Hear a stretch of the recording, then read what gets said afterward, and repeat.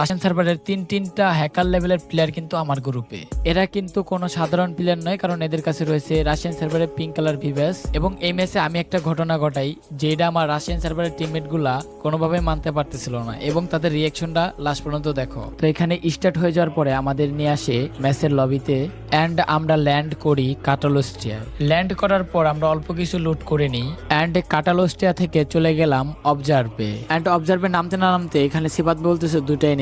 তো আমার কাছে রয়েছে MP40, চলো MP40 দিয়ে যাতা দিয়ে আমাদের এনিমিকে পাঠাই দেবো বিদেশে। লাস্ট মুহূর্তের ঘটনার জন্য আমি এবং আমার টিমমেট কোনোভাবেই প্রস্তুত ছিল না, অ্যান্ড এখানে কিন্তু আমি উপরে একটা প্লেয়ারকে ড্যামেজ দিয়ে দেয় এবং এটাকে কিন্তু MP40 দিয়ে ডাউন করে দেই। এটাকে মেরে ফিনিশ দেওয়ার পরে আর মাত্র দুইটা এনিমি অ্যালাইভ ছিল। জাস্ট ভিডিওটা লাস্ট পর্যন্ত দেখো।